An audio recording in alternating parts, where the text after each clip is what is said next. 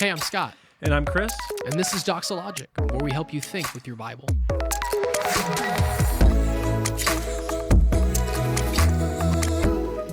All right, next question. What are your thoughts on the He Gets Us campaign? That was from the Super Bowl time. Yeah, that people are, that's a spicy one as well. Yes. Yeah. They have a lot of money. Yeah.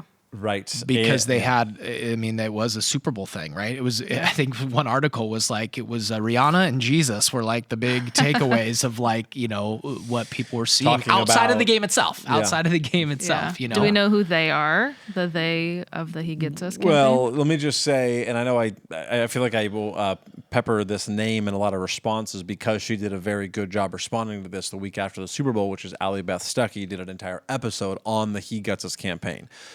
You can probably fast forward the first, 18 minutes because she just did some Super Bowl stuff, but then she spent half an hour or longer explaining who is the they behind He Gets Us. And so He Gets Us is Jesus gets us is the idea, but the people behind it are by no means hidden in their agenda, first of all, and secondly, they're by no means Orthodox Christians.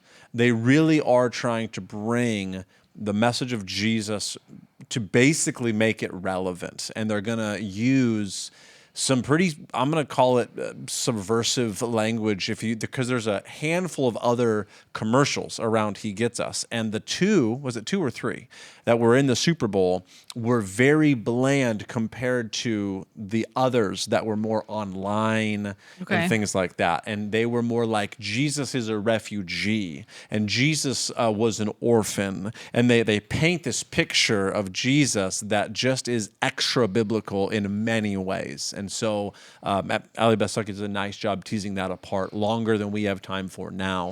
But to say it's not really, interestingly, at least not only Christians involved in this, but it's people trying to bring a more relevant message about human, unity and things like that. And Jesus is like involved in it.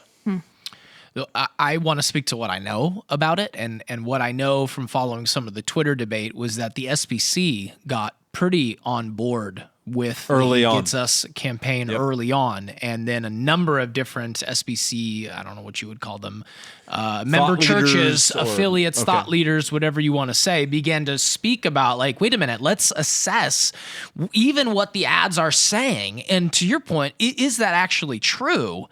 And I think it brought them way back on the funding this campaign as significantly as they were once intending to fund that campaign. And so I think as people are evaluating it, they are seeing some of those inconsistencies between the way that Jesus is being portrayed in the ads and how he is truly revealed in the scriptures. And so so that's the thing I would want to speak on because that's clear to me of what has gone on in that sense. He Gets Us campaign. Beyond that, I would hope in a positive sense that it would drive us to conversations about Jesus. Yeah. So the fact that it's let's use it. Sure. Let's leverage it. That's now coming up with all your lost friends and your family watching the Super Bowl together. Like that's such a great opportunity to turn that into evangelism. So I would just say, if there's ways that you can expound upon what the ad says to develop a conversation to get you to the Jesus of the scriptures, praise God and go for it, Pretty cool. know?